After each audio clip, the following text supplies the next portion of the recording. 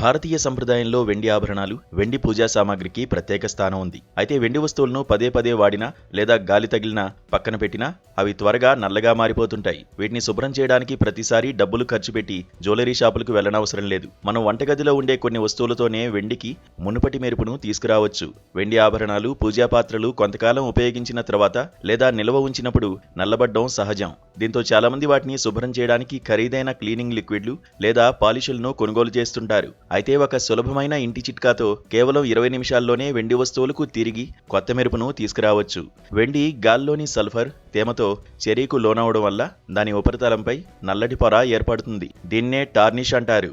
ఇది మురికి కాదు. సరైన పద్ధతిలో శుభ్రం చేస్తే వెండి మళ్లీ మెరిసిపోతుంది. ఈ పద్ధతికి ఒక పెద్ద గిన్నె, అల్యూమినియం ఫాయిల్, వేడి నీరు, 1 లేదా 2 టీ స్పూన్ల ఉప్పు, 1 లేదా 2 టీ స్పూన్ల బేకింగ్ సోడా, మృదువైన పొడి వస్త్రం అవసరం.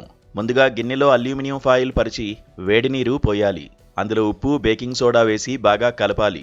తర్వాత వెండి ఆభరణాలు లేదా పాత్రలను అందులో ముంచి సుమారు 20 నిమిషాల పాటు కదపకుండా ఉంచాలి. అనంతరం బయటకు తీసి మృదువైన వస్త్రంతో శుభ్రంగా తుడిస్తే వెండికి తిరిగి మెరుపు వస్తుంది. ఈ పద్ధతిలో అల్యూమినియం ఫాయిల్, ఉప్పు, బేకింగ్ సోడా మధ్య జరిగే రసాయన చర్య వల్ల వెండి ఉపరితలంపై ఉన్న నల్లటి పొర తొలగిపోతుంది.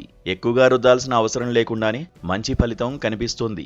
అయితే చాలా ఖరీదైన, పురాతన లేదా చెక్కిన వెండి వస్తువులపై ఈ పద్ధతిని ఉపయోగించే ముందు నిపుణుల సలహా తీసుకోవడం మంచిది. అలాగే ముత్యాలు, విలువైన రాళ్లు అమర్చిన ఆభరణాలను ఈ ద్రావణంలో వేయకూడదు. శుభ్రం చేసిన తర్వాత వెండిని పూర్తిగా ఆరబెట్టి భద్రపరిస్తే మళ్లీ త్వరగా నల్లబడకుండా ఉంటుంది. ఇది కాక టూత్పేస్ట్ చిట్కా కూడా ఉంది. చాలా కాలంగా వాడుకలో ఉన్న సులువైన పద్ధతి ఇది. జెల్ రూపంలో లేని సాధారణ తెల్లటి టూత్పేస్ట్ను కొద్దిగా తీసుకుని వెండి వస్తువులపై రాయాలి.